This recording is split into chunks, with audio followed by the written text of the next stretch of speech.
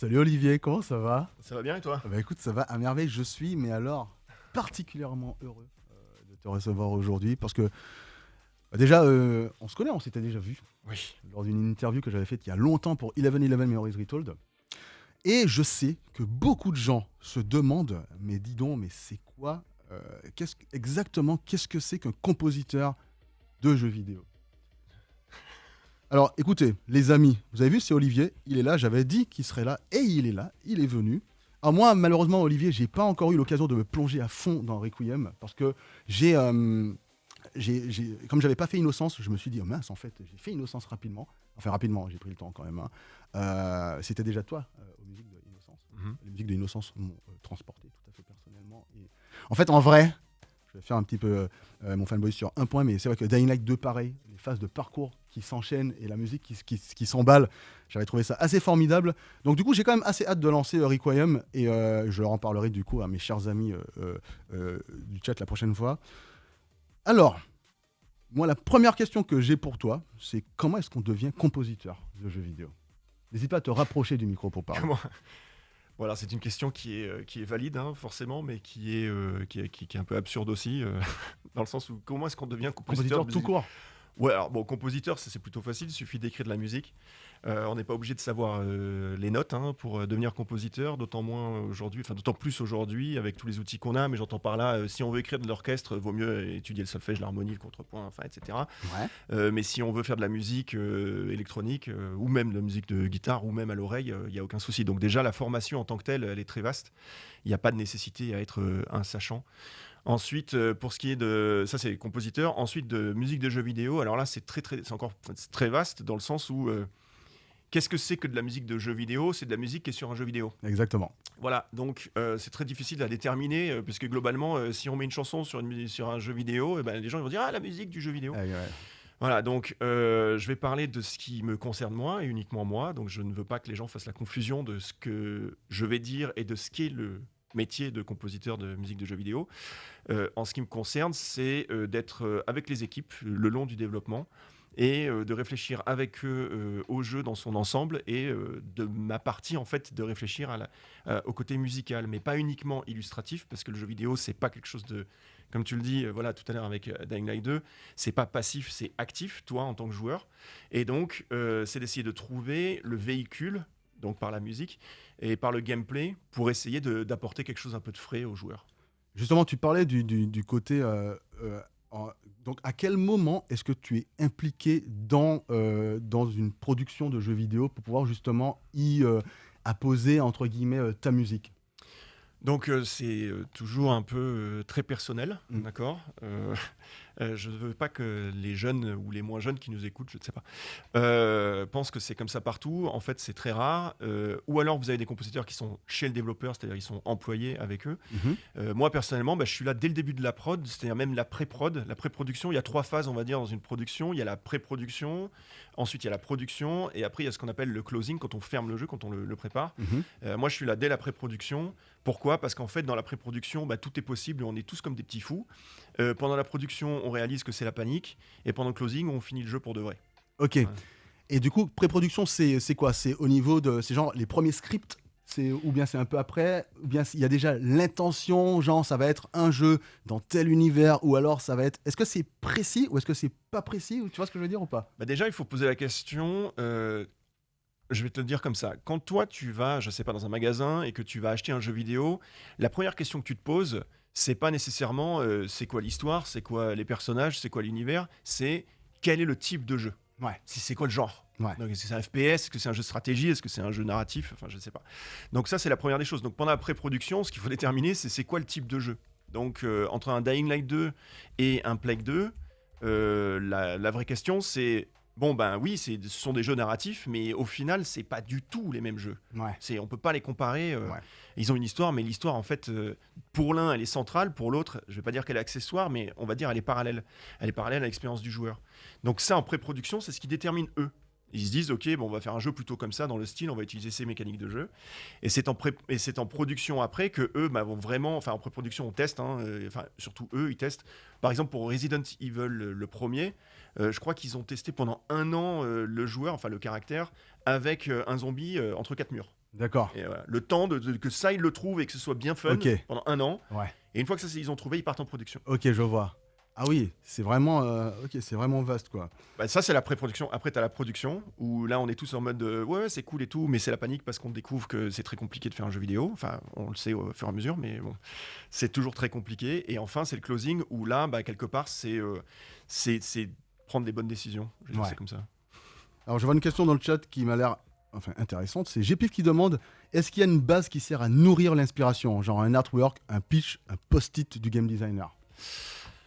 Alors, dans les jeux vidéo, on a plusieurs, je dirais, référents. Moi, mon référent, le premier référent que j'ai, c'est le creative director, donc le directeur ou la directrice du jeu.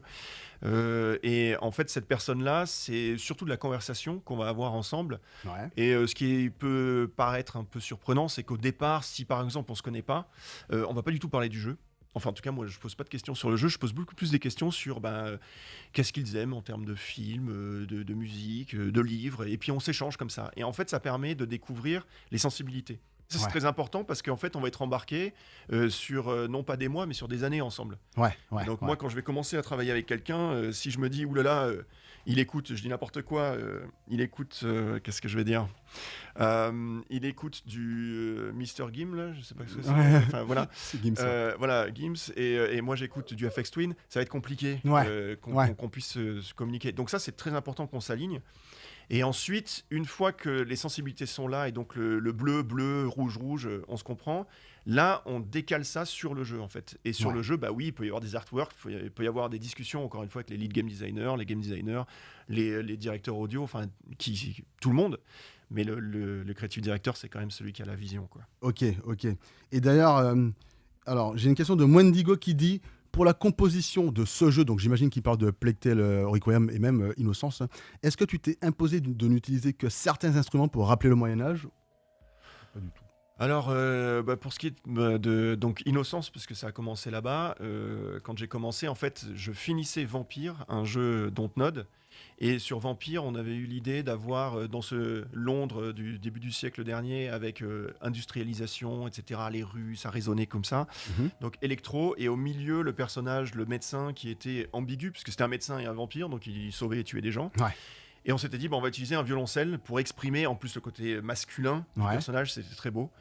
Et donc quand je suis sorti de là et que j'ai rencontré les équipes d'Asobo et que David Deden, le creative director, me dit « Ah, je veux du violoncelle partout », là, j'ai freiné vraiment des 2 pieds, on va dire, en disant ouais, non mais je sors d'un violoncelle, je sais pas si c'est quelque chose que j'ai envie de refaire, etc. Et lui, il était à cheval là-dessus, et donc j'étais là, je sais pas si je vais pouvoir faire ce jeu.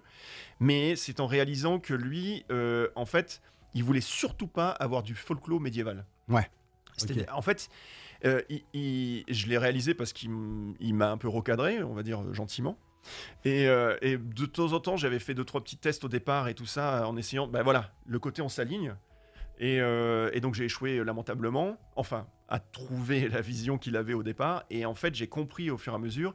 Et c'est marrant parce que c'est vraiment lui qui a façonné le côté viscéral de la soundtrack, de la musique, en souhaitant avoir ce violoncelle texture, ce violoncelle un peu plus dur. Et ensuite, il y a des instruments médiévaux qui sont arrivés. Mais ceux-là, ils sont plus pour l'expression extérieure, on va dire, des choses, genre pour exprimer un paysage, pour exprimer... Mais alors le violoncelle, il est là-dedans, quoi. Et c'est vraiment pour que les joueurs puissent ressentir un peu cette espèce de difficulté qu'Amicia et Hugo ressentent. Ok. Alors, j'ai une question encore de Mwendigo. Alors, parce que c'est vrai que tu as fait la bande originale aussi de Streets of Rage 4. D'ailleurs... Karl, n'hésite pas, je mets des sons en fait. Je sais pas si tu peux mettre en fond sonore pendant qu'on parle. Tu es obligé de mettre l'image, mais tu mets genre en fond sonore un petit peu pendant qu'on parle. Je sais pas si c'est possible, si c'est trop embêtant pour toi, c'est pas grave. Aucun souci. Tu laisses tomber. Et donc, il demandait pour, par exemple, un jeu comme Streets of Rage 4, donc, est-ce que reprendre un univers existant avec une atmosphère musicale spécifique, c'est pas trop restrictif dans ton travail créatif à toi? Streets of Rage 4, ça a été une surprise phénoménale que je puisse faire cette musique. Déjà, je comprends même pas comment ça se fait que les mecs soient venus me voir. C'est Cyril Imbert, je veux dire, voilà. Il est assez exceptionnel, un personnage haut en couleur. Et en fait, il est venu me voir un jour, il était complètement... il avait bu. Et c'était un soir tard, et puis il me dit « J'aimerais trop que tu fasses la musique de mon jeu !» Je dis ok, je sais pas ce que c'est. Et puis là, il me dit attends, je vais te montrer. Et là, il me montre un trailer de Streets of Rage 4. Et juste auparavant, je parlais avec un ami, on se disait ce serait génial qu'il y ait Streets of Rage 4. Et il me montre ça. Et je crois que c'est une blague. Ouais, Je me ok, dis, mais parce c'est que une blague, tu te dis, il l'a entendu. Ouais. ouais. Je me dis bon bah c'est bon, c'est une blague et tout ça. Et je lui dis ok, on se reparlera plus tard et tout. Et en fait non, c'était sérieux, c'était vraiment vrai.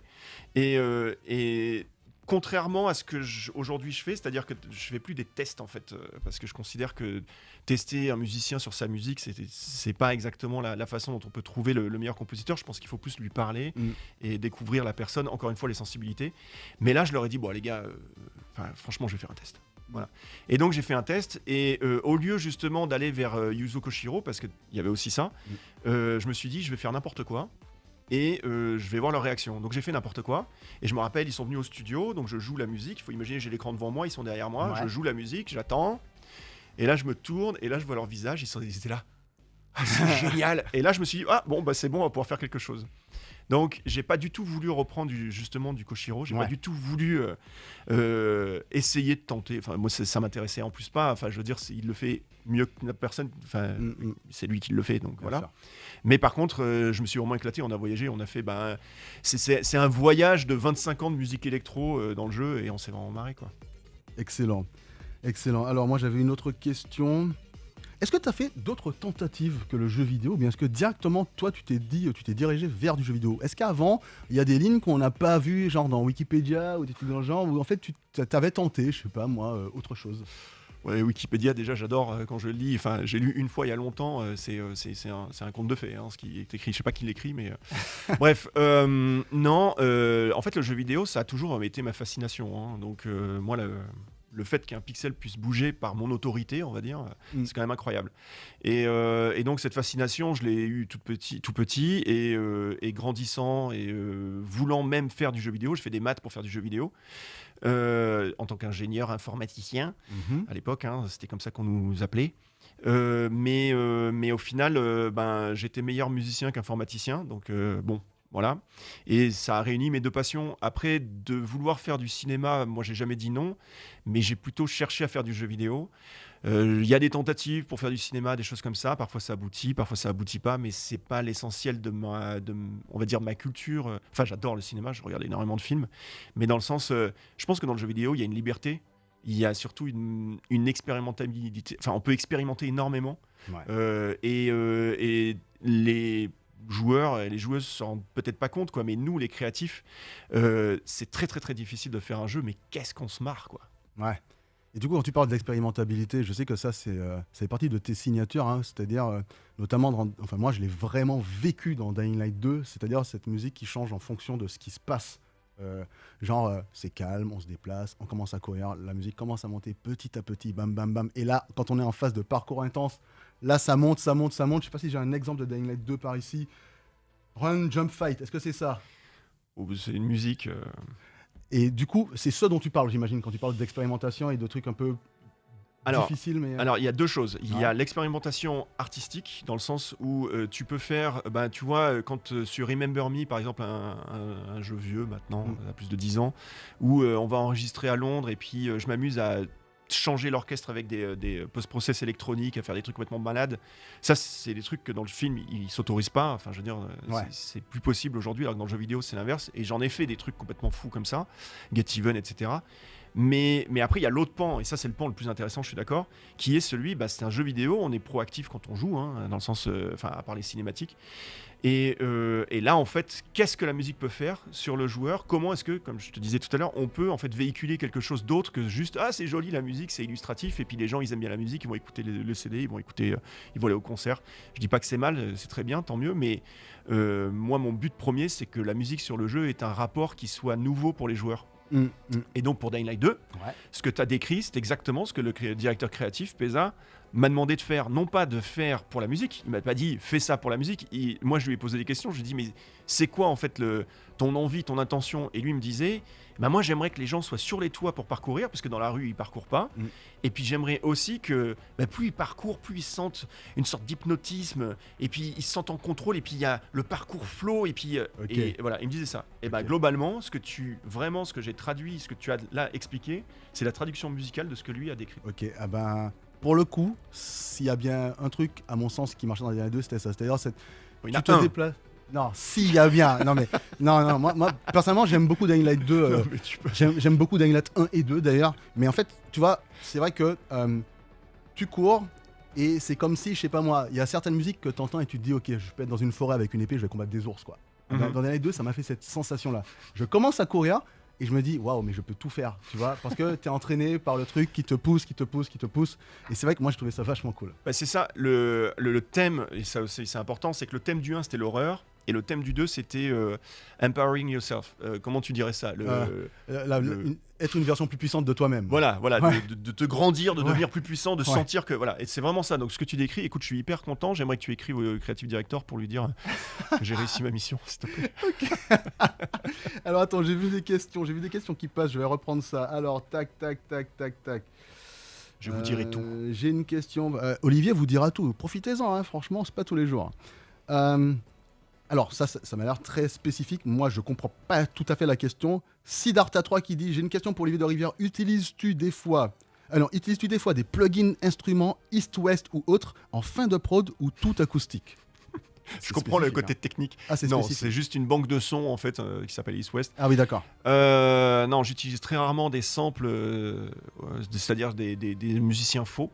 J'encourage tous les compositeurs et les compositrices qui m'écoutent à les utiliser au minimum et à tenter d'autres choses, que ce soit, s'ils le peuvent, enregistrer des copains, des musiciens des conservatoires, si jamais ils ont besoin d'instruments vrais, et puis qu'un seul ça suffit peut-être.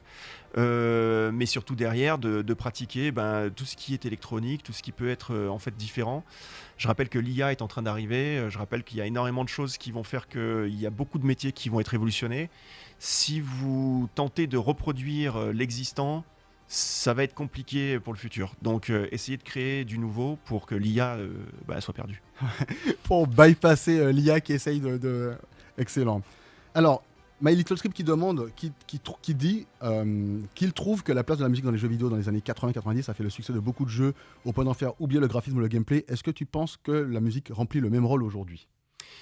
Tout à fait vrai pour la première partie. Je pense aussi que nous, on avait une capacité de projection, puisqu'on avait 4 pixels à l'écran. On voyageait avec 16 couleurs et 4 pixels. Quand je dis nous, c'est les petits jeunes des années 80. Et ça nous faisait rêver le jeu, ça nous embarquait. Et c'est vrai que la musique avait un grand rapport à cette espèce d'évasion. Maintenant, ce qui se passe, c'est que le jeu vidéo a traversé durant les 20 dernières années, un peu plus, 25 dernières années, différentes phases, parce que le jeu vidéo grandit, mûrit, et c'est surtout cette course à la technologie, hein, on va parler des 30 FPS sur les next-gen, bref, et tout ce rapport à la course technologique qui fait qu'il y a eu plein d'étapes en fait. Et aujourd'hui, en fait, la technologie a atteint, en tout cas pour ce qui est de la musique, quelque part, on est revenu dans les années 80, c'est-à-dire que ce qu'ils faisaient dans les années 80, on peut le faire aujourd'hui, c'est-à-dire faire de la musique en temps réel. C'est-à-dire que c'est vraiment là, c'est maintenant, tout se passe avec la machine. Et donc, je pense qu'il va y avoir je l'espère, en tout cas tous les jeunes qui m'écoutent et qui voudraient faire de la musique de jeux vidéo, ne refaites pas ce que les anciens font ou ont fait, tentez des choses folles et vous verrez, vous aurez un bel avenir. Excellent. Alors là, j'essaie de mettre une vidéo de Dying Light. On voit du parcours, on n'en voit pas beaucoup malheureusement, mais... Oh là là. C'est que moi, je fais partie... Moi, j'ai 191 heures sur ce jeu quand même. Ah oui, déjà, oui. Non, même pas. C'était au bout de 2 mois. C'est juste que j'ai eu d'autres jeux à faire après, donc j'ai arrêté d'y jouer, mais en 2 mois, j'ai fait 191 heures. Je sais même pas comment j'ai fait. Enfin bref. Alors, tac. Alors là, mais c'est très spécifique ça. Ça, c'est une question grand public, lambda. Est-ce que tu as un compositeur que tu admires toi-même et pourquoi? Alors, je sais pas si c'est un compositeur de musique de jeux vidéo ou si c'est un compositeur ou une compositrice. Alors, justement, on va dire les deux. De toute façon, comme tous les artistes, tous les créatifs, on est inspiré par beaucoup et par différentes vagues. On va avoir des périodes, je vais avoir des périodes, j'en sais rien, Pink Floyd, etc. Et voilà. Après, les 3 que je cite, moi personnellement, qui m'ont vraiment fait, c'est-à-dire qu'on peut retrouver dans tout ce que je fais, c'est Peter Gabriel, Aphex Twin et Dimitri Shostakovich. Voilà, c'est les 3. Donc c'est vraiment un panel vraiment différent, mais au moins ça décrit un peu ce que je fais. Après, dans le jeu vidéo, c'est toujours l'évidence de ce qui nous marque en fait en tant que joueur, plutôt que de ce que la musique et en elle-même. Ouais. J'entends par là qu'il y a des choses qui sont très belles musicalement, qui sont faites par des gens en fait qui sont sur des jeux tout pourris et que personne ne va apprécier, je dirais, parce que le jeu, personne n'y joue. Ouais. Et comme de la même manière, il y a des musiques qui sont peut-être moyennes, mais sur des énormes jeux, et donc tout le monde dit que la musique tout le monde remarque la musique, etc. Ouais. Et donc moi, j'ai plutôt tendance à dire que quand j'étais enfant, le jeu qui m'a vraiment... c'était Shadow of the Beast avec le compositeur David Whittaker. Oh là là, mais oui, je me rappelle avec ce... Mais tu as quel âge ? Je suis beaucoup plus vieux que je n'y parais, cher Olivier. Bien.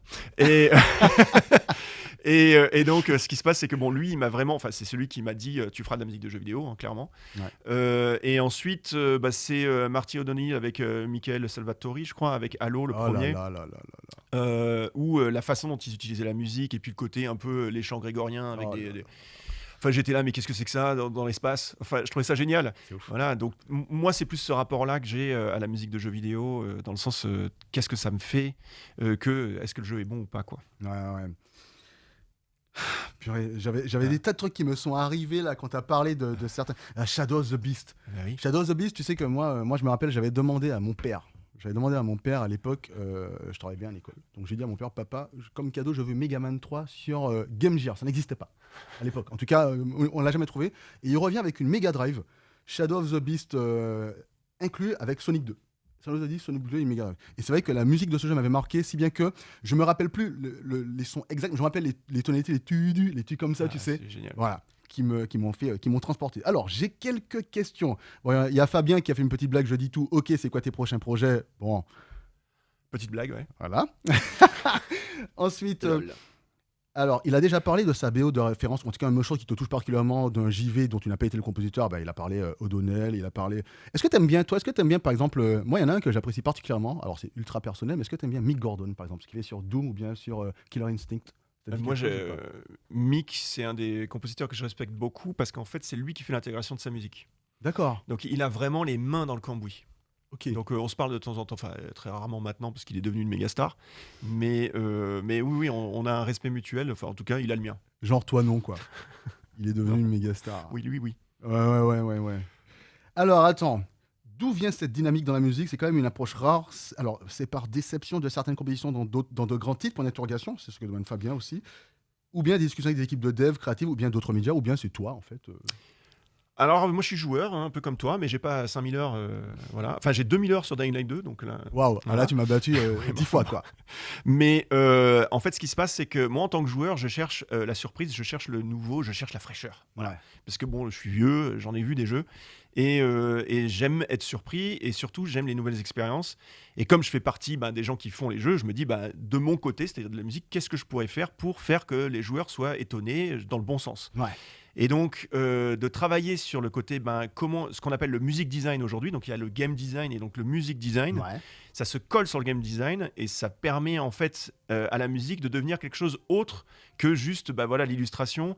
Et je sais qu'il y a plein de jeux qui font des choses, mais la manière dont aujourd'hui on peut les faire, tu parles de Dying Light 2, la dichotomie, c'est-à-dire vraiment la granularité de tu t'arrêtes, la musique s'arrête, ça reprend selon ce que tu fais, etc. La musique va complètement être, je dirais, modulaire par rapport à tes actions à toi en tant que joueur, c'est-à-dire elle va être là pour toi et de tes décisions et pour te soutenir. C'est quelque chose qui pour moi est hyper important. Ça fait plus de 20 ans que je milite dans le monde entier pour ça. Ça fait 20 ans que j'ai l'impression que je suis tout le seul à le faire. Je dis bien j'ai l'impression, il y en a certains qui le font, Mick le fait. On gagnerait, quand je dis on, c'est les joueurs, à ce que et les compositeurs, les compositrices et les développeurs, les éditeurs poussent à cette approche parce qu'en fait ça va permettre des nouvelles expériences et je suis sûr parce que Dying Light 2 mais même Streets of Rage 4 Streets of Rage 4 j'ai fait quelque chose d'assez simple pour l'évolution des musiques mais les joueurs étaient là mais c'est incroyable comme la musique elle réagit au jeu et qu'on avance et tout donc je pense que les joueurs quand ils sont confrontés à ça, moi j'aimerais bien qu'un Elden Ring, j'aimerais bien qu'un le prochain God of War, etc. ils fassent des choses par rapport au gameplay. Imagine t'es en train de jouer avec la hache et puis t'as la musique qui réagit parce que t'es en train de faire un truc et puis et tu sens que la musique elle est là pour toi et pas juste c'est joli, t'as des monstres et tu tapes. Je dis pas que la musique est mauvaise ou bonne, ça n'a rien à voir avec la qualité de la musique, je parle de la manière dont on l'utilise. Ouais, toi en fait, en gros, juste une musique de combat quand il y a des ennemis, une musique au calme quand il n'y a pas d'ennemis, c'est pas suffisant pour toi.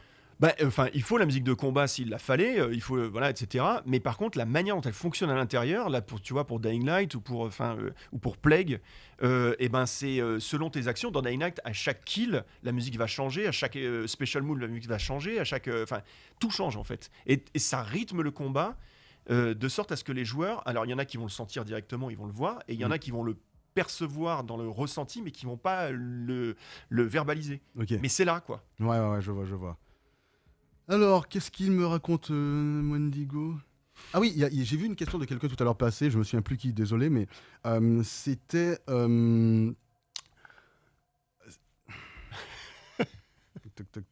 Tac. Moi, j'avais une question vis-à-vis des styles de jeux vidéo. Non, c'est quelqu'un qui l'a posé tout à l'heure. Est-ce que il y a des styles de jeux vidéo auxquels tu es relativement hermétique à y faire de la musique, personnellement? Ah, les jeux multijoueurs. Ah ouais? Bah ouais, parce que moi quand je joue à un multijoueur, j'ai pas envie d'avoir de la musique derrière. Ok. Parce que je parle avec les potes. Ouais. Et donc quand je me rappelle la dernière fois, on avait fait, ça faisait très très longtemps que j'avais pas joué à Call of Duty. Bon, il s'est avéré que c'était le même jeu qui arrivait très très très longtemps, qui était un jeu très efficace, mais j'ai été étonné que ce soit pareil. Et d'un coup, la musique était là, et on parlait, et au bout d'un moment, je me suis surpris à dire mais c'est pas possible, là, qu'est-ce qui se passe avec la musique? Ouais. Et donc, on est allé la couper, quoi. Ouais. Donc, moi, c'est le genre de jeu que je préfère ne pas mettre en musique, parce que personnellement, je trouve que ça gêne. Après, que les gens mettent leur musique dans le fond et s'éclatent et tout, j'ai pas de souci. Et bon, toi, justement, il a répondu à Alpha Blowhead sur la musique adaptative. Est-ce que les développements actuels vont assez loin pour pousser encore plus? Ça, c'est une question, j'imagine, de créatif. C'est une question déjà de compétences, et avant de compétences, je dirais d'information. C'est-à-dire, est-ce qu'ils sont informés? Est-ce que les gens savent ce qu'on est capable de faire? Et en fait, aujourd'hui, ce qui est très étonnant, c'est que déjà, les développeurs en tant que tels ne sont pas capables de savoir que c'est possible à être fait. Ouais. Mais alors, la faute à qui? Est-ce que la faute, c'est aux développeurs ou aux compositeurs et aux compositrices qui, eux, qu'est-ce qu'ils font? Ils arrivent et ils disent moi je fais de la belle musique, écoute ma musique. Or, je pense qu'il faudrait mieux qu'ils disent attends, mais sur ton gameplay mécanique, là, sur ton design, on peut faire ça avec la musique, Donc, c'est un peu le chat qui se mord la queue. Et en fait, ce qui se passe, c'est que quand quelqu'un, comme moi ou d'autres, je ne suis pas tout seul non plus, propose une approche, je dirais, plus proche du jeu que les autres, et malgré le fait que j'ai jamais fait de hit, voilà, c'est comme ça, j'ai toujours une carrière. Donc c'est qu'il y a quand même quelque chose, il y a du côté de l'industrie une attente maintenant, et presque maintenant, je dirais, une ambition. Ouais. Et d'ailleurs, vu qu'on parlait de jeux vidéo avec musique qui s'adaptent en fonction de ce qui se passe, de ce que fait le joueur, il y a GP qui demande est-ce que tu aurais des envies de faire des jeux de rythme, genre Hellsinger ou Night of the Necrodancer. Attends. Ah oui, Night of the Necrodancer, ok. En fait, pourquoi pas, ça pourrait m'éclater. Après, moi, je cherche plus à faire l'opposé, en fait. C'est-à-dire que je veux pas que ma musique impose un rythme au joueur. Ouais. Je veux que ce soit le joueur qui se sente libre d'imposer son rythme, et que la musique soit là, quel que soit le rythme que le joueur va entreprendre. Okay. Et donc, c'est super. Enfin, pour moi, je trouve ça super, parce que ça veut dire que, tu vois, dans Dying Light 2, si tu te mets à courir et simplement courir et que tu fais pas de parcours, la musique, elle va pas être là pour te dire vas-y, parcours. Ouais. Tu vois, elle te pousse pas à le faire. Voilà, elle te pousse pas à le faire. Elle s'adapte quand tu le fais, mais voilà, mais cela dit, quand tu le fais, tu sens cette sensation, et tu dis c'est quand même bien comme sensation. Et donc, et là, elle te pousse à en faire, mais sans te forcer, tu vois. Elle va pas être là, t'es sur l'étoile et vas-y, on y va à fond. Tu vois. Ouais, je comprends. Ok. Alors, j'ai une question de Siddhartha3 qui demande, qui dit qu'il a été surpris de ne pas te voir sur le dernier jeu de Spider. Il se demande pourquoi est-ce que tu n'y étais pas. Parce que je n'ai pas 5 millions de cerveaux, et voilà, j'ai des journées de 24 heures, et c'est James Hannigan qui a fait la musique. Je me suis occupé un peu de les aider pour le music design, c'est-à-dire comment intégrer la musique, mais c'est James qui a tout écrit. Ils ont enregistré un orchestre. Je pense qu'il a fait un super boulot, donc moi je suis hyper content pour Spiders. Ça ne veut pas dire que je vais plus bosser avec Spiders, mais voilà, pour celui-là, c'était le calendrier qui l'a empêché. Ouais. Normal. Personnellement, de la part de Hunter SRS99, c'est quoi ta BOJV préférée? Tout à fait personnellement. Mais bon. Skyrim. C'est vrai? Non, c'est en random. Non. Skyrim, en tout cas, en ce qui me concerne, c'est l'un des rares jeux où la musique, où je peux y aller jouer rien que pour la musique. Ouais, voilà. Ok. Je me dis, bon, allez, j'y vais, parce qu'en fait, c'est tellement contemplatif, et la musique est tellement là-dessus, et l'écriture est tellement magnifique, des thèmes, etc. Enfin, moi, ça me fait du bien, en fait. Et d'ailleurs, tu joues à quoi, toi? En ce moment, je joue à Scorn, je suis en train de finir Ouais. Stray, et je vais peut-être jouer à Requiem, mais je sais pas. Parce que, bon, Quand on a passé beaucoup de temps. Ouais, voilà, on a ouais. passé, ça fait 2 ans là, mais je vais peut-être essayer de l'apprécier en dehors des conditions de travail. Et puis j'attends God of War là avec impatience. Ouais. Ouais. Justement, en parlant de God of War et d'autres licences, c'est Fab qui demande c'est quoi je vais transformer un peu ta question, Fab, je me permets, mais c'est quoi la licence sur laquelle tu rêverais de travailler? Imaginons, on te dit, tu travailles sur ce que tu veux, tu fais quoi? C'est toujours le genre de question En fait, j'aimerais savoir pourquoi est-ce qu'il pose cette question-là. Ah, Fabien? Ouais, parce que en fait, s'il y a une licence, ça veut dire qu'il y a déjà une identité. S'il y a déjà une identité, pourquoi est-ce que moi j'aurais envie de travailler sur quelque chose qui a déjà été créé? Ok. C'est pas que les franchises ne m'intéressent pas, puisque j'ai fait Dying Light 2, j'ai fait Assassin's Creed et tout, mais pour ces deux franchises-là, justement, je pense que tu vois, le 2, il s'est vraiment émancipé du 1. Pour Ouais, Dying Light 2, ouais, c'est ouais. vraiment différent. Mm. Et pour l'Assassin's Creed, c'était à propos de l'esclavagisme, c'était quand même quelque chose de très très très pointu et très très particulier. C'était Et, l'histoire d'Adewale, c'est ça? C'est ça, voilà. En Black Voilà. Flag. Et donc Enfin, ça a là, été, c'est- c'est ça. Et donc ça a été pour moi l'occasion de développer quelque chose de vraiment unique dans Assassin's Creed. Donc je pense que la franchise en tant que telle, c'est pas nécessairement ce qui m'intéresse, sauf s'ils me disent ah non mais fais ce que tu veux. Ouais, ok, je vois. Alors, il dit qu'il a précisé avec qui. Comment ça, avec qui? Avec qui? Ah, avec qui il aimerait bosser dans Avec l'industrie? qui? Ah oui, bon, imaginons, je sais pas moi, t'as Cory Barlog sur une nouvelle licence. Ou bien t'as Neil Druckmann sur une nouvelle licence. Ou bien t'as, tu vois? Ouais, mais tu vois, voilà, le Star System et tout ça, si, enfin bon, je suis là, donc bon. Mais c'est, je pense que le jeu vidéo, il y a un côté positif au fait qu'on ne sache pas trop qui fait quoi, Ouais. dans le sens c'est les équipes. Après, c'est un peu compliqué parce que justement, les équipes peuvent en pâtir dans le sens où c'est vraiment des êtres humains derrière les noms des studios. Et parfois, voilà, ils se font dégager alors que c'est eux qui ont tout fait et le nom du studio reste et on a l'impression que c'est le studio qui fait le jeu alors qu'en fait non, c'est les humains dessous. Ok. Donc ça, je veux pas les minimiser. Ouais. Cependant, c'est des équipes en fait. C'est pas nécessairement une personne, c'est des équipes. Quand on travaille dans un jeu vidéo, enfin en tout cas moi, je suis pas avec une personne, je suis avec toute une équipe et cette personne en l'occurrence qui est le creative director, c'est toute une core team et en dessous Ouais. toute une équipe.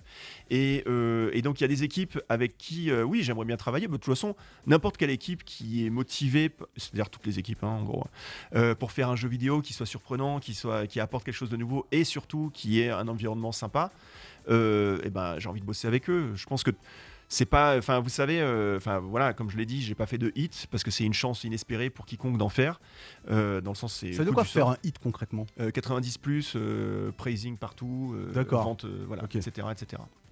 Voilà. Donc ça, j'ai jamais eu au-dessus de. Là, je crois que Plague, c'est ma plus haute note. Requiem Ah ouais là. Ouais, je crois qu'il caracole à 80, je sais plus. 82, 83, 84. Je sais Ok. plus. Donc tu vois, c'est pas les notes que les gens ont l'habitude d'entendre quand ils entendent jeux vidéo. Ouais. Mais c'est pas très grave. Enfin, moi, déjà, je me suis fait à l'idée parce que ça fait des années que c'est comme ça.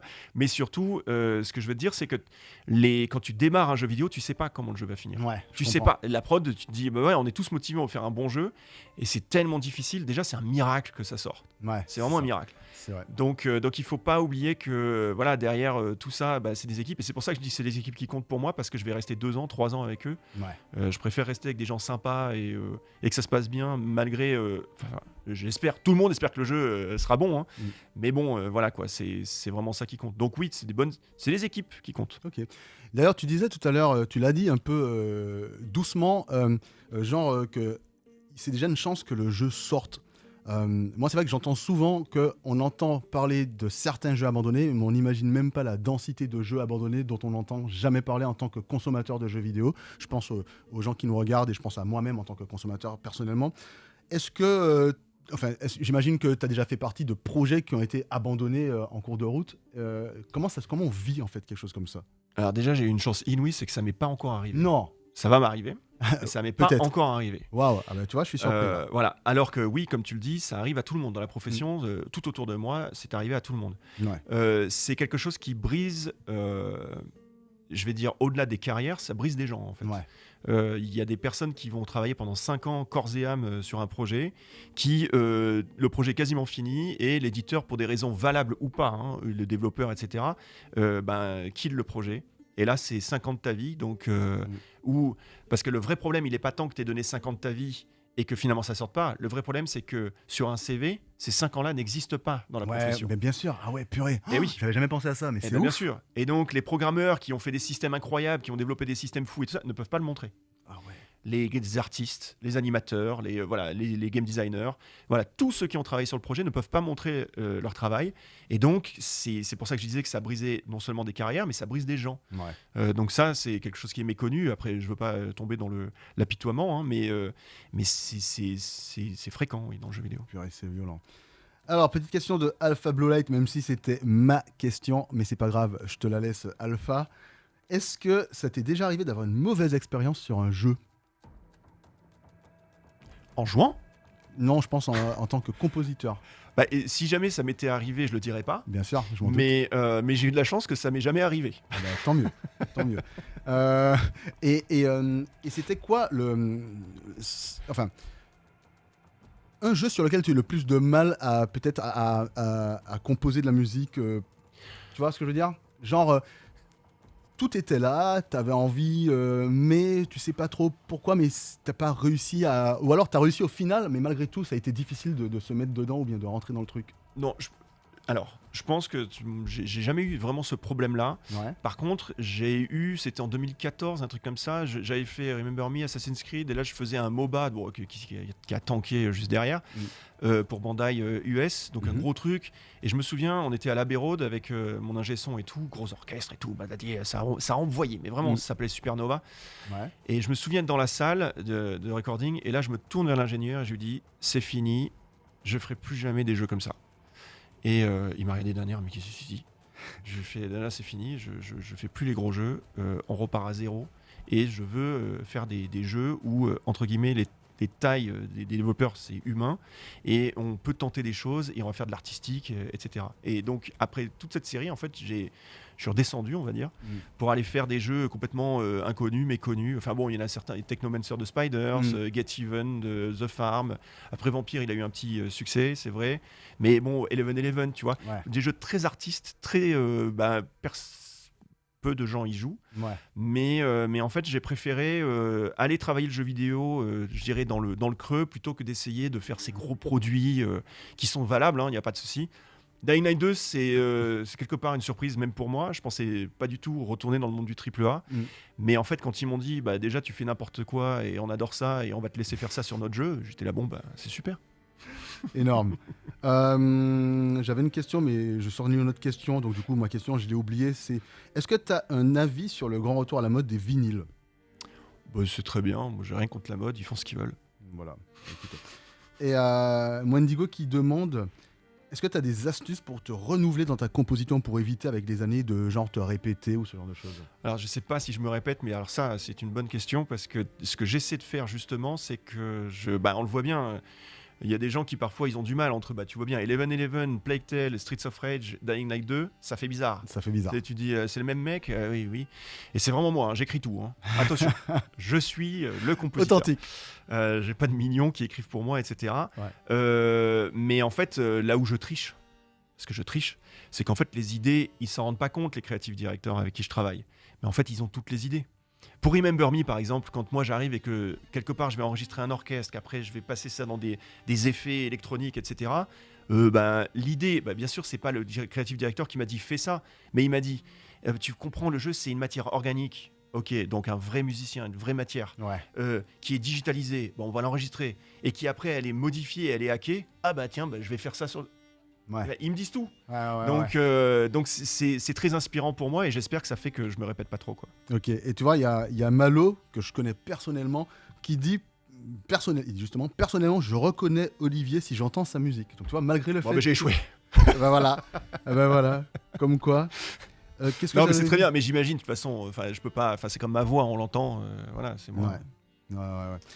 Qu'est-ce que j'avais vu Tac. Alors ça, il a déjà répondu à My Little Trip. Il demande envie de bosser sur un Stray 2 ou une ambiance équivalente. Voilà, plutôt sur une ambiance à la Stray. Est-ce que tu aurais envie de bosser sur un truc avec une ambiance comme ça ? Mais moi, j'ai envie de bosser, quel que soit le jeu vidéo. Moi, tu me montres un pixel qui bouge, j'ai envie de bosser dessus. Mais c'est sincère, c'est-à-dire que moi, il y a quelqu'un qui vient et qui me dit je fais un jeu vidéo, est-ce que tu ferais la musique ? J'ai tout de suite envie.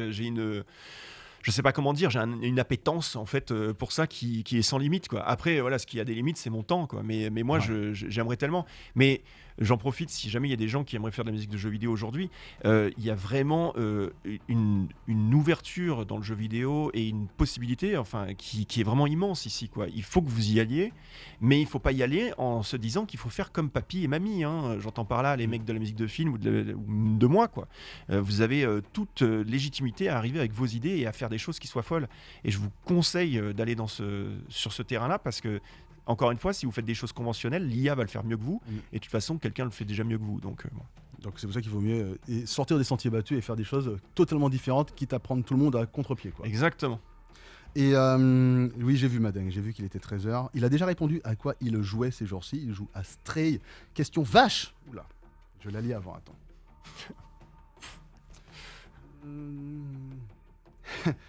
Bon, quel genre de personne tu es quand tu travailles avec tes collaborateurs proches? Ah, mais je suis pourri, moi. T'es un tyran. Ah, moi, ça se voit. Je te regarde, franchement, je te regarde, j'ai envie de partir. En fait, non, ce qui se passe, c'est que je ne travaille. Tu le vois bien, je travaille avec le Boston Symphony, je travaille avec l'Orchestre Philharmonique de Londres, etc., etc. Donc, bon, c'est que des gens. Là, pour Plectel, on a eu les lauréats de 2 Grammy pour le chœur, qui est un chœur estonien, avec l'Intercontemporain de Paris. Entre guillemets, c'est des gens d'une qualité qui sont. Voilà, c'est ce qu'on appelle world class. Voilà, les champions du monde, on va dire. Et donc, du fait que je travaille avec ces gens-là, on devine bien que ces gens-là ont l'habitude de travailler avec des compositeurs et des compositrices qui font de la musique sérieuse, hein, d'accord. Donc moi, quand j'arrive et que je leur propose de travailler sur un jeu vidéo, déjà c'est très honorable de leur part, et je suis très honoré qu'ils acceptent. Et ensuite, j'ai rien à dire. Puisque je leur donne la partition, ils font quelque chose d'incroyable. Donc moi, j'essaie toujours de m'entourer des meilleurs, pas parce que je le mérite personnellement, mais parce que quand j'étais petit, quand on était enfant, toi et moi, on regardait des films, et on sentait, en tout cas moi je sentais que voilà, je sais pas, les John Williams, les Alan Silvestri, les Danny Elfman, enfin tous ces compositeurs, les Spielberg, ils mettaient du leur dedans, ils donnaient tout ce qu'ils pouvaient, c'était vraiment très personnel, mais c'est surtout une générosité incroyable. C'était loin de ce qu'on a aujourd'hui, du côté très industriel en fait, des produits qu'on reçoit au cinéma, dans le jeu vidéo parfois, mais beaucoup moins dans le jeu vidéo. Et en fait, moi c'est ce que j'essaie de proposer aux joueurs. Je me dis, mais on leur donne tout ce qu'on peut, on fait cadeau du maximum qu'on a, et puis après, ben voilà, ce seront eux qui jugeront s'ils aiment ou pas, mais en tout cas, on aura tout donné, quoi. Ouais, je vois. Alors, Darren, j'ai pas compris ta question. Ils en pensent quoi de composer de la musique différente? De qui tu parles? J'ai pas compris sa question, mais c'est pas grave. Alors, oui, il y a Uvex qui demande, Uvex F, je sais jamais comment prononcer ton pseudo, n'hésite pas à me le dire. Est-ce qu'il y a déjà beaucoup d'IA pour la composition de musique de jeux vidéo, juste? Enfin, pas de jeux vidéo, de la composition de musique tout court. Parce que personnellement, c'est vrai que moi, je vois de l'IA pour du dessin, du machin. J'en vois beaucoup, ça revient souvent. La musique, personnellement, je me suis pas renseigné, mais est-ce que toi, t'en vois, ou est-ce que c'est juste une crainte à venir, ou est-ce que tu le vois déjà? Alors, crainte, non. Réalité, oui. Donc l'IA, là il y a Activision qui vient de déposer un brevet pour la musique dynamique qui s'autogénère, procédurale, ça vient d'être posé là. D'accord. Donc voilà, et puis l'IA, ça fait un petit bout de temps que ça existe en termes de composition, et ça ne va faire, c'est exponentiel. Au bout d'un moment, l'IA sera, imaginons, mettez-vous vous-même à la place de vous-même, c'est bien, non? Et vous êtes sur votre ordinateur et vous dites, j'aimerais le thème qui fasse ta-da-da-da-da, vous le chantez comme ça, au style John Williams avec un peu de Zimmer, et puis tu mets du Mozart et puis du FX Twin dessous. Et puis bam, il y a le truc qui tombe. Je veux dire, il y a un truc fascinant là-dedans, et puis il y a un truc très personnalisé. Enfin voilà. Donc l'IA, de toute façon, c'est le futur, on le sait. Donc, qu'est-ce qui fera que nous, les êtres humains, on va se différencier de l'IA? C'est très facile. C'est que l'IA, comme je le disais, c'est quelque chose qui apprend. Alors, l'IA, après, on va pas chipoter sur les termes, hein, le deep learning, tout ça, voilà, etc. Donc, imaginons que, voilà, on appelle ça l'IA. Il y a une limitation, c'est que c'est pas disruptif, en fait. Alors que nous, notre capacité d'humain, parce qu'on est faillible, c'est ça qui est bien, on a capacité à avoir des accidents, voire à les provoquer, voire à casser les règles. Et c'est ça dont il s'agit. C'est-à-dire que l'IA, moi, je vais l'utiliser, j'imagine, mais je vais pas dire que je vais apprendre à l'envers, mais c'est un peu ça, quoi. Ouais, je vois. Alors, j'ai plusieurs questions qui viennent d'un coup, là. Alors, il y avait, je t'ai perdu, Maëlie Topscript qui avait posé une question. Est-ce que tu aurais envie, toi, de faire de la musique de film quand on a vécu la liberté du travail de jeux vidéo? Non. C'est réglé. Et je m'attendais à cette réponse, pour être tout à fait honnête avec toi. Il y a Malo qui demande est-ce qu'il y a des thèmes généraux ou musicaux qui t'obsèdent, des sons ou des inspirations qui reviennent toujours, même quand elles n'ont rien à faire là. Disons que quand on fabrique la musique d'un jeu, enfin qu'on crée quelque chose, de toute façon, on est obsédé par ça. Donc c'est voilà. Mais c'est pour ça que dès que j'ai fini un projet, je passe vite à la suite pour enlever cette obsession de ma tête. Mais oui, c'est là. De toute façon, on est tous habités, hein, qui que ce soit. Dès qu'on fabrique quelque chose, c'est en nous, quoi. Et alors ça c'est une question, parce que personnellement ça m'est déjà arrivé dans le cadre de mon travail. Est-ce que tu as parfois, enfin pas la peur de la feuille blanche, mais la feuille blanche concrètement? Moi tu vois, ça m'est déjà arrivé de savoir de quoi je veux parler, et puis je me dis mais mince, je sais pas, j'arrive pas à l'écrire, ça vient. Le stress monte, l'adrénaline monte, hop, ça va au cerveau et hop, ça vient. Mais à un moment donné, je me mets à bloquer et je transpire à grosses gouttes, tu vois, avant de pouvoir justement avancer. Ouais, je pense que c'est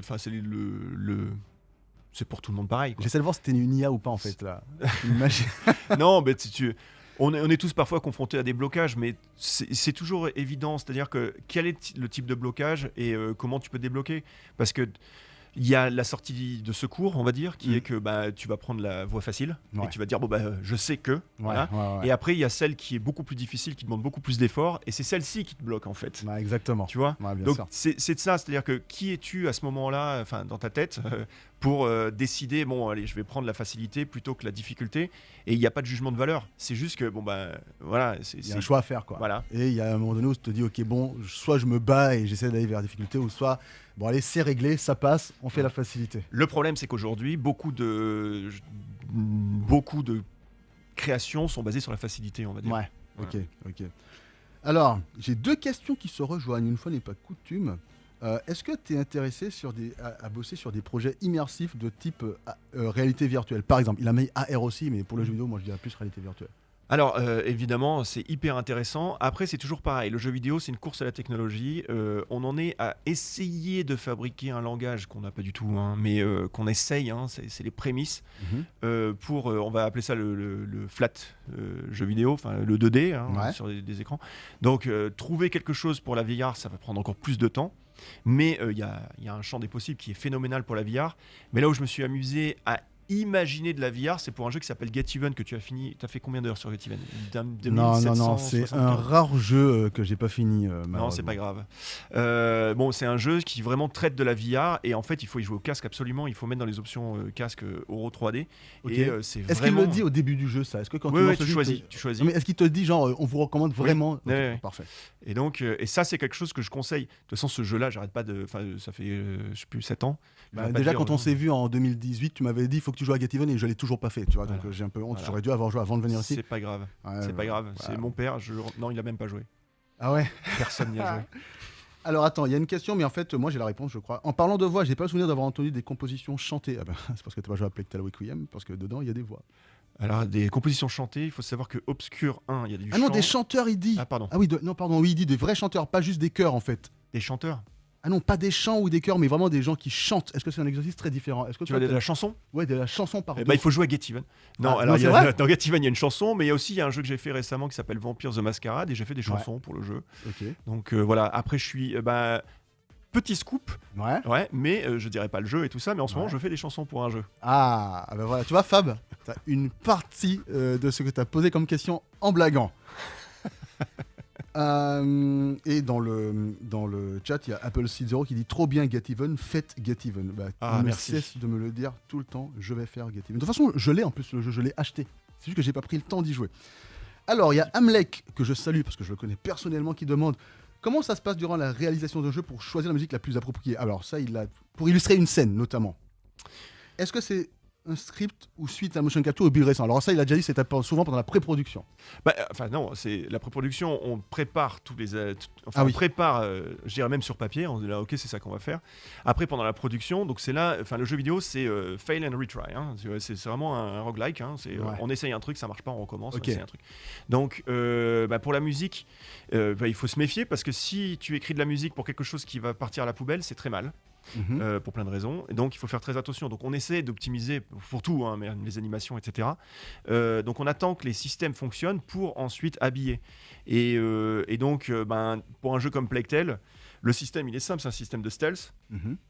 Après, il y a Hugo qui a quelques pouvoirs, mais pour un système, mais pour par exemple Dying Light 2, des systèmes, il y en a partout. Ouais. C'est complètement cross, c'est-à-dire qu'on peut faire un système mélanger un autre, donc ça Ouais. devient extrêmement compliqué. Et donc l'approche va être complètement différente. Pour Plague Tale, c'est les uns à la suite des autres, donc on les habille comme on veut, alors que pour Dying Light 2, c'est une matrice. Enfin, je fais la promo, je peux. Oh, bien sûr. Ouais, je vais lancer 4 vidéos de description en fait de ce qu'on a fait pour Dying Light 2 pour expliquer avant tout aux développeurs et aux compositeurs Ouais. ce qu'on a fait, mais aussi pour le grand public s'ils sont intéressés. Ouais, parce que c'est vrai que par exemple dans Dying Light 2, on parlait tout à l'heure de je cours tranquillement vers je fais du parcours, mais il y a aussi je fais du parcours vers je fais du combat, je fais du combat vers et c'est ça dont tu parles en fait quand Exactement. tu parles d'imbrication. Ben ouais. Et Mais ça, en fait, c'est vrai que en jouant à ce jeu, c'est vrai que je me suis rendu compte assez vite de cette. Je me suis dit ok, bon, ça a dû être un sacré travail L'enfer. de puzzle, une sorte de Tetris absolu et total, pouvoir essayer de mettre le machin à gauche, à droite. Et la vidéo, on va la trouver où cette série de vidéos, on va les Ce trouver sera où sur YouTube, ce sera voilà, je pense que Techland de toute façon va relayer. pousser, voilà, voilà. Donc c'est une vidéo qui pourrait être hyper intéressante pour ceux qui veulent voir l'envers du décor, mais très simple et tout est, je dirais, explicite. C'est pas technique. Après, il y a d'autres vidéos beaucoup plus techniques et ça c'est pour les autres. Ok. Est-ce que il y a des jeux que tu attends particulièrement auxquels tu as envie de jouer à venir? Ouais, comme je t'ai dit, il y a God of War. Bah, c'est vrai. Il y a aussi God of War. Ah. Et Ragnarok, voilà. Pour l'instant, de toute façon, je préfère m'arrêter à ça parce que après, de toute façon, il y a la déferlante. Et puis, comme tu en parlais tout à l'heure, le backlog, il est énorme. Ouais. Il y a trop de jeux qui sortent. Sincèrement, voilà. Et de toute façon, le contenu aujourd'hui est beaucoup trop riche dans le sens quantité. La qualité, je ne sais pas si elle est tout le temps au rendez-vous, mais pour des gens comme nous, c'est très compliqué. Quand je dis comme nous, c'est les créateurs. De pouvoir en fait s'imprégner parce qu'on n'a pas le temps, on est obligé de... Voilà, Red Dead Redemption 2, ce que j'appelle le Cowboy Simulator, j'ai fait 8 heures, mais j'aurais aimé faire 150 heures, mais je ne peux pas, quoi. Ouais, je peux pas. Ouais, c'est clair. J'avais une question, j'aurais dû la noter, et je ne l'ai pas notée, donc je suis en train de l'oublier, elle est en train de partir là. J'ai oublié. Bon, alors, il y a Hamlet qui demande parmi les OST Old Gen, qu'est-ce qui t'a marqué comme joueur? Il a déjà répondu à ça, il a dit Shadow Tout of ce the qui vient de Beast. l'Amiga. Ouais. Voilà, Ah de oui. l'Atari ST et de l'Amiga. C'est vrai que moi, c'est vrai qu'il est sorti sur Amiga d'abord d'abord. sorti. Ah bah oui, c'est pour ça que tu m'as demandé mon âge. Mais moi, j'y allais sur Mega Drive. Ouais. Ça t'en un indice peut-être. Mais j'étais déjà grand. Hein, j'étais déjà grand. Alors, bon, ça, c'est une question ultra personnelle de Alpha qui dit qu'il est très fan de Ludwig Göransson. Ouais. Moi, j'ai bien aimé sa musique, par exemple, sur. Après, ça fait très. C'est Marvel, hein, sur Black Panther, par exemple. Il demande si c'est grave Docteur de Rivière, s'il a aimé les thèmes de Mandalorian. Mode...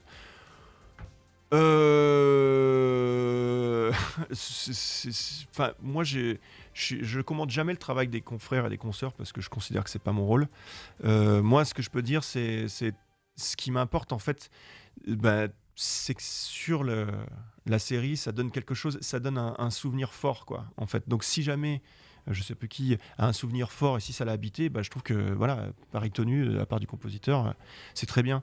Et on peut pas plaire à tout le monde aussi, hein, donc voilà quoi. Donc moi je suis très content. Du moment que c'est divers, du moment que c'est pas tout le temps la même chose et que c'est pas servi de la même manière, moi je suis content. Et il y a Fabien qui demande pour les musiques des jeux Nintendo. Après bon, Fabien, il y a quand même d'excellentes musiques de par exemple Koji Kondo sur du Zelda, excellent, ce genre de choses. Ouais.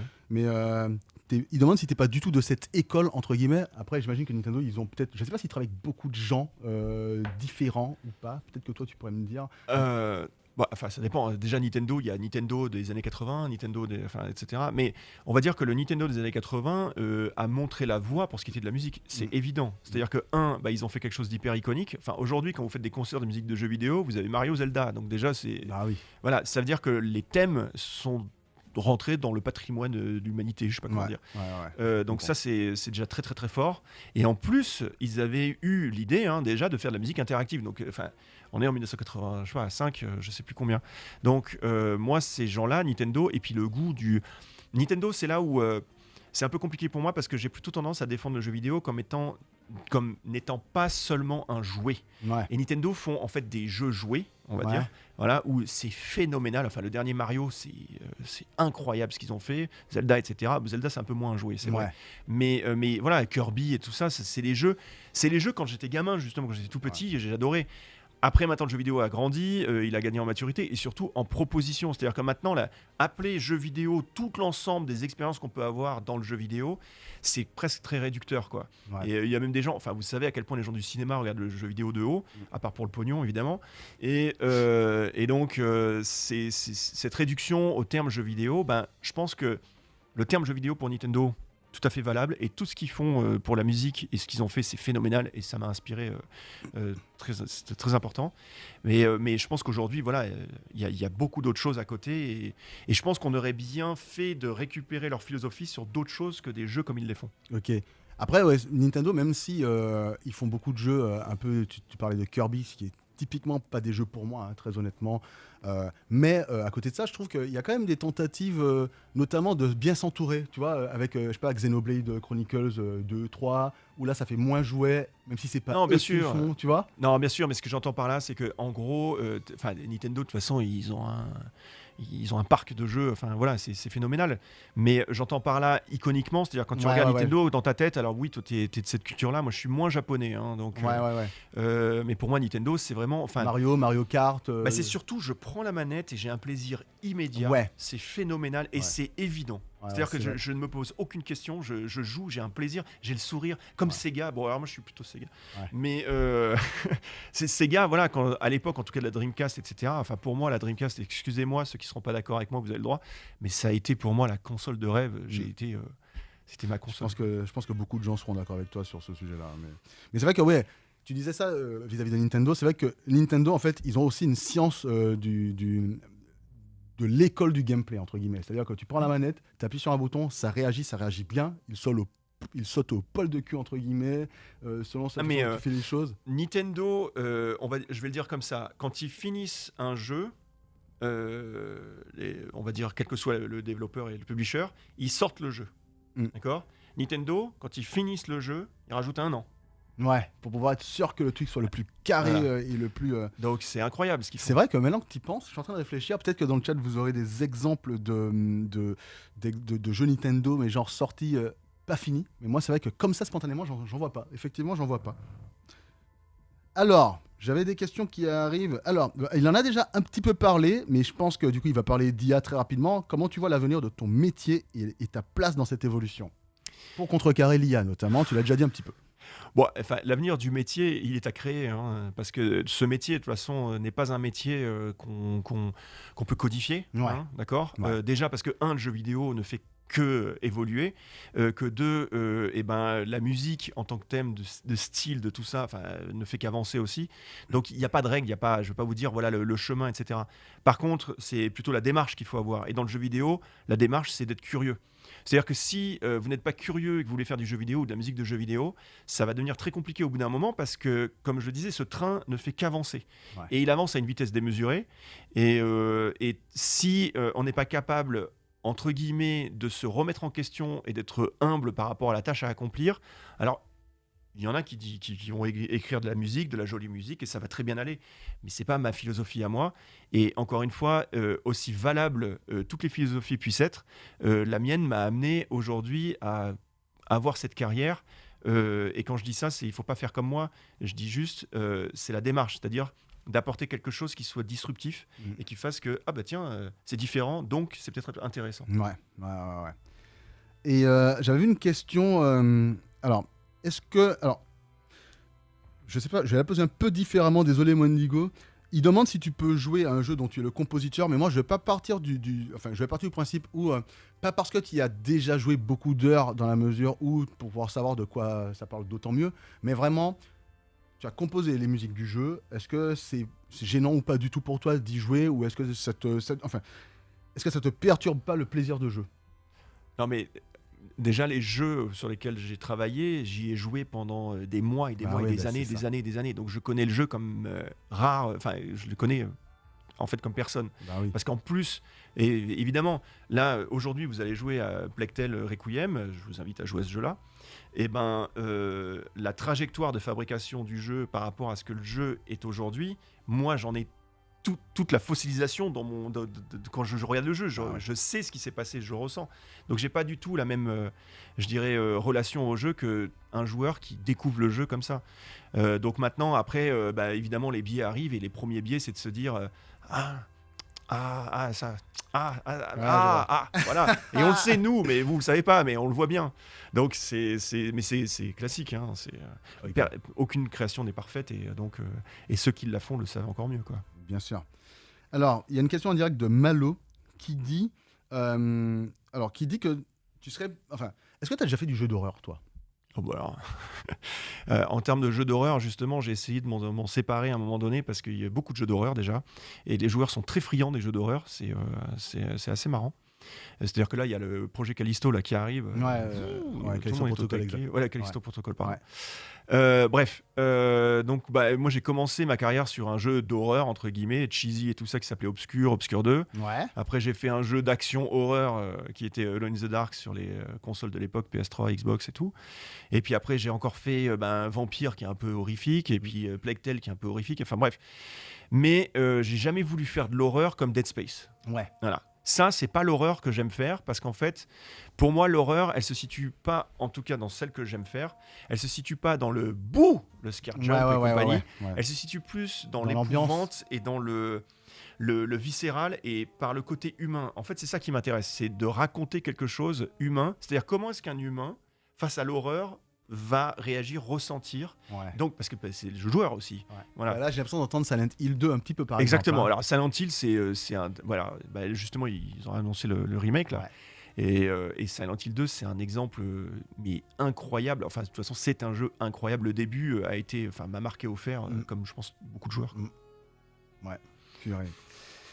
Genre, Alien Isolation, par exemple, c'est trop jumpscare, par exemple, pour toi, ça. Ah non, alors Alien Isolation, c'est un jeu phénoménal. Mais alors vraiment phénoménal pour ce qui est de la musique. Donc oui, donc moi je le fais pas, mais enfin c'est comme Dead Space, hein, c'est incroyable. C'est ça. Mais c'est pas les jeux qui m'intéressent en tant qu'horreur. Moi, si j'avais dû faire Alien Isolation, je l'aurais fait du côté de Ripley, la fille, voilà, et ça aurait sans doute pas marché parce que bon. Et pareil pour Dead Space, je l'aurais fait du côté du perso, alors que non, c'était plus ça fait peur, voilà. Maintenant, Alien Isolation, je tiens à dire que c'est l'un des jeux les plus sous-cotés. De ces 10 dernières années. De toute façon, c'est simple. Tous ceux qui y ont joué disent jouez-y, et ceux qui n'ont pas joué ne savent pas ce qu'ils ratent. Je ne comprends pas pourquoi ce jeu n'est pas devenu culte, mais c'est comme Get Even. Non. Non, mais Alien Isolation, c'est vraiment une réussite incroyable, quoi. Ouais. Alors, question vache, mais non, c'est une question tout à fait honnête, hein, parce qu'il y a peut-être des gens qui sont intéressés par le métier de compositeur, notamment dans le jeu vidéo. Qu'est-ce qu'ils demandent ? Est-ce que ça gagne bien sa vie, un compositeur de jeux vidéo ? Voilà, c'est une question tout à fait... je sais qu'en général... est-ce que ça gagne bien sa vie, un compositeur de musique de jeux vidéo ? Je sais pas. Qu'est-ce que ça veut dire bien gagner sa vie ? Voilà, c'est la question. Premièrement. Donc, est-ce qu'on peut en vivre ? Oui. Voilà. Est-ce que maintenant, on peut gagner des millions de dollars, etc. Sans doute pas, non. Enfin, il y en a certains, sans doute. Mais ils sont très, très, très rares. Et en fait, je sais même pas si ça existe. Le principe de faire de la musique de jeux vidéo, et de faire tout métier, je m'adresse à l'ensemble des Français, c'est d'aimer ce qu'on fait. Point d'imitation réussi, là. Si vous faites ce que vous aimez et si vous bossez comme des malades, vous pourrez en vivre et vous ferez plaisir tous les jours à aller bosser. Et il y avait une autre partie sur la question qui était intéressante, et pour le coup que je trouve vraiment intéressante. Elle est où ? Question indirecte, tac, je l'ai perdue. Non, question vache, voilà. Est-ce qu'il y a un ratio, je sais pas, peut-être que ça dépend des studios et tout, mais qui sont liés aux résultats ou ce genre de choses quand on est compositeur, ou pas du tout, ou bien c'est fixe, ou bien ça c'est des questions vraiment... Tu veux dire de l'argent ? Ouais, en termes de monnaie, de thunes, Alors, la façon dont les compositeurs... Donc encore une fois, il n'y a pas de règles. Ouais, d'accord. Ça dépend des contrats, quoi. Voilà, c'est par contrat, le compositeur peut être employé de la boîte, donc il a un salaire, comme il peut être, je dirais un prestataire, comme j'aime pas le dire, ou un collaborateur plutôt. Ouais. Et ensuite, la négociation des contrats se fait entre le développeur, le compositeur ou le publisher, développeur, le compositeur. Il peut y avoir des compositeurs. Moi, je conseille, en tout cas, si vous êtes aujourd'hui un compositeur ou une compositrice qui souhaite rentrer dans le milieu du jeu vidéo par la case des indés, ce que je suggère, c'est de ne pas faire des contrats pour dire je t'achète ta musique, mais c'est plutôt de dire je garde mes droits et je négocie un pourcentage sur les ventes. Ok. Parce que vous avez possibilité de discuter ça avec ces gens-là. C'est des indies, ils n'ont pas nécessairement beaucoup d'argent, c'est des projets passion beaucoup, c'est des projets qui peuvent prendre énormément de temps et c'est très difficile encore une fois. Et vous avez tout intérêt, si vous y croyez et que vous croyez en ce que vous faites, à investir aussi dans le sens comme eux en fait, à égal. Voilà. Ouais. C'est-à-dire que c'est être payé, oui, vous allez être content, vous allez vous faire, je sais pas, 3 000 euros, 4 000 euros, 10 000 euros, 200 000 euros, je vous le souhaite. Mais au final, si le jeu se vend à des millions d'exemplaires en étant indie, c'est comme ça que les indies en fait deviennent des millionnaires. Enfin, c'est phénoménal. Il y a plein de compositeurs, il y a des compositrices qui sont millionnaires en faisant de l'indie. Qui a perforé le plafond un peu comme, je sais pas moi, je dis Vampire Survivor, petit jeu. Céleste. Voilà. Et puis on retient la musique et du coup, ok. Badaboum. C'est super Bon, intéressant. c'est très rare, hein, faut pas non plus. C'est super intéressant. On arrive vers la fin, les amis, donc je vous invite, je regarde jamais la bonne caméra, je vous invite vraiment si vous avez de dernières questions pour lui. Vous avez vu, en plus, il répond à tout. Hein. On a posé des questions sur l'argent et tout, il a répondu. Donc si vous avez des questions, c'est le moment. Tac. Peut-être qu'ils osent pas. Ils osent pas, je pense qu'ils ont peur, tu leur as fait peur. Tu as parlé d'IA, de robots et de tyrannie. Ils se sont dit non, mais Olivier de Rivière, j'ai peur. Non, il est très gentil, Olivier de Rivière. On peut faire des sujets annexes à la musique, hein, le jeu vidéo en tant que tel. Hein. Ouais, aussi. J'en ai une. Ah, il y a Malo, il en a une. Ouf, Malo. merci Malo. On t'écoute, Malo. C'est quoi ta question? Il nous reste 5 minutes. Donc vraiment, c'est maintenant ou jamais. Malo, il prend du temps. En attendant, premier projet, donc c'était Obscur. Ouais, il y en avait un avant, c'était Rally Championship comme mouton. C'était un jeu de saut de mouton. D'accord. C'était à peu près en même temps. Ok, Ouais. ça c'est de l'indie. Oui. Il a déjà dit à quoi il jouait, Olivier. Moi j'ai déjà tout répondu. Il a déjà tout répondu. Il a déjà parlé de la situation. Il a dit qu'il t'a entendu parler anglais. Est-ce que tu vas faire de doublage? Du doublage? Ouais, parce que tu dans le jeu vidéo, mais c'est un métier. Hein. Je suis juste compositeur. Moi. Voilà, donc il a dit non, c'est pas son métier. Ah oui, qu'est-ce que tu penses? Ah ça, voilà Malo, voilà, ça c'est intéressant, tu vois. Qu'est-ce que je vois déjà sa réponse. Il va dire c'est très bien. Qu'est-ce que tu penses de la démocratisation des concerts avec la musique symphonique de Final Fantasy à la Villette, etc. par exemple? C'est très bien. Je le savais. Lol. Non, mais moi, c'est très bien. C'est comme les awards, tout ça, c'est très bien. Moi, personnellement, je travaille sur les jeux. Après, tout ce qui se passe alentour, les vinyles, tout ça, c'est très bien. Mais il faut quand même se concentrer sur l'essentiel. Ouais. D'ailleurs, c'est vrai que récemment, moi, j'ai pu profiter d'un concert de Playclaw Requiem qui était absolument génial. Oh, c'est quoi cette question? Est-ce qu'on t'a déjà volé une musique? Alors ça, c'est aussi une question qui revient souvent. Comment je protège mes musiques? Bah ouais.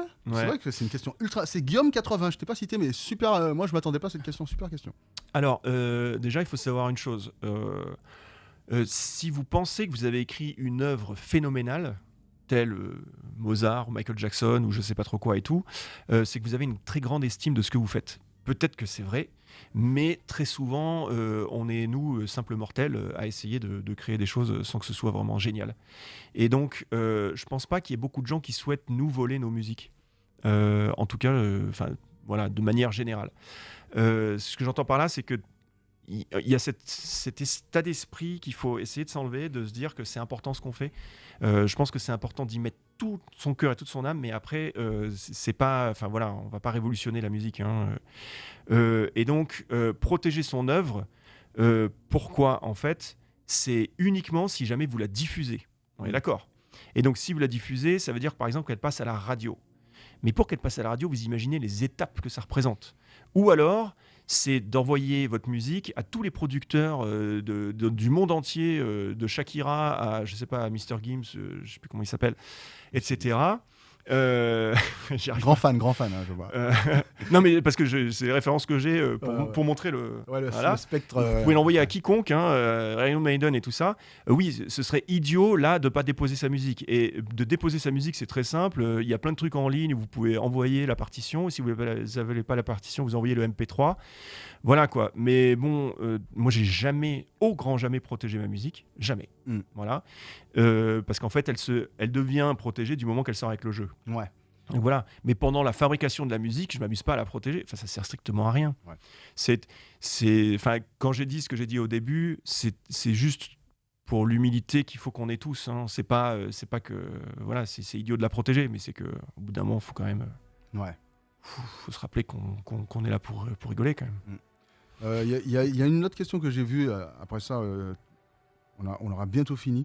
Est-ce qu'il y a des pistes que tu regrettes, genre que tu ne peux plus entendre de toi-même a posteriori, genre sur le moment ou bien pendant quelques années ça allait et puis maintenant c'est mort? Non, il y a Alone in the Dark, le jeu là, sur Xbox. C'est celui de 2006, c'est ça? 2008, ouais. 2008. Ouais, celui-là, je peux pas parce que en fait, on n'avait pas les moyens à l'époque d'avoir un orchestre et donc c'est pas un vrai orchestre.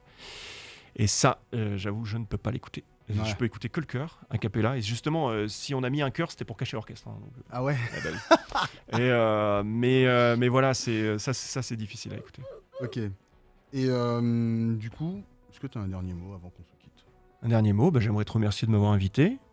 J'aimerais remercier tous les joueurs qui portent un intérêt à mon travail et au travail des compositeurs, des compositrices dans la musique de jeux vidéo, et aux jeux vidéo en particulier. Et puis j'espère que vous allez apprécier Requiem, Plectel Requiem, parce que c'est un jeu qui a été fait avec beaucoup d'amour et que j'imagine là toute l'équipe dont je fais partie est en train de trembler à l'idée que là le jeu est sorti quoi, hier, avant-hier, donc ça va être ce week-end que beaucoup de gens vont y jouer.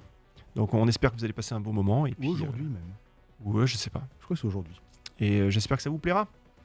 Bah écoute, en tout cas, merci Olivier, merci à vous dans le chat, parce que c'était ma première aujourd'hui. Merci pour votre indulgence. Ça commence bien. Vous en faites pas, ça ne va faire que s'améliorer, je l'espère. Aujourd'hui, j'ai eu un carry, un support de Olivier qui m'a bien aidé. Merci Olivier à toi de m'avoir rejoint. C'était super cool. Et puis, je vous dis normalement à la semaine prochaine pour notre émission Jeux vidéo sur la quotidienne des numériques. Ciao!